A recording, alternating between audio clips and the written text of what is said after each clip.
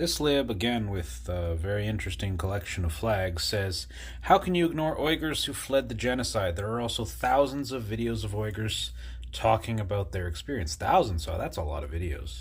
Of course, as always, I asked them to prove it, no CIA, and they gave me one YouTube video and then a hundred more.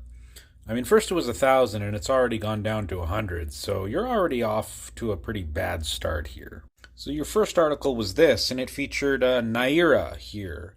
Oh, wait, I'm sorry, I got confused. That's not Naira, that's Gulbahar. See, I was confused because when you people send me this shit, it just reminds me of the Naira testimony.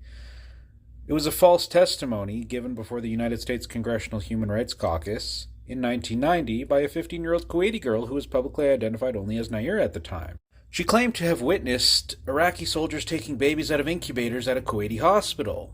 The U.S. used this as justification to join the Gulf War and bomb the fuck out of innocent Iraqi civilians, escaping on the highway of death. See, Naira was actually the daughter of the Kuwaiti ambassador to the USA, and the whole thing was just a ploy. It was the U.S. manufacturing consent to go to war. The same thing they do right now against China. Not necessarily to go to war, but to drum up defense spending for a perceived war. Your DW video here also cites the China cables. The China cables were secret documents, that came to the International Consortium of Investigative Journalists via a chain of exiled Uyghurs. So it was passed from exiled Uyghur to exiled Uyghur to exiled Uyghur, and then eventually made its way to Adrian Zenz, who expressed confidence in their authenticity. Here's a hint for you. Adrian Zenz, he's a Fed. He made these documents, and then he passed it through some random people to obfuscate the actual source of it, and then verified it. You can't use these as evidence of anything unless you can actually trace the source back, and if you have somebody who's unbiased, verify their authenticity. Like I said, Adrian Zenz works for the Victims of Communism Memorial Foundation, which is part of the U.S. government. See, now, even if this lady was telling the truth, even if she wasn't just another Naira, it wouldn't be proof of anything, because all she said is that she was imprisoned for over a year in a facility. And she says that bad things happened to her, and we have to take her word for it because there is no proof. Even if she was detained, even if bad things did happen to her, that's still not a genocide.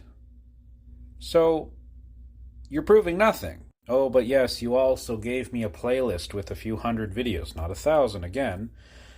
But it's all shit like this. See, like these are all people in the exact same room, presumably at some organization that's affiliated with the East Turkestan movement, which is a violent separatist movement to create an Islamic ethno-state.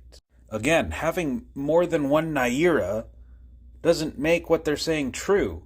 And even if you go and listen to these people, what they say happened to them is just hearsay. And even if it was true, again, it's just proof that people were detained. It's not proof of a genocide. But the problem is that most of the videos in this playlist are people saying, hey, my family member is imprisoned and I haven't talked to them in a while.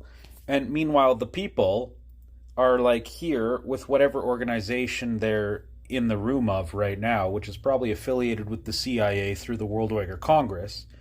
Their family's not talking to them because they're working with the CIA.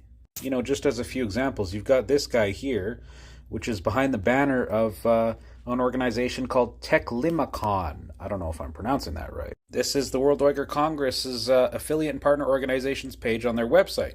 The World Uyghur Congress is the umbrella organization representing many different Uyghur groups. One of those Uyghur groups is Teklimakon, Uyghur Publications Center.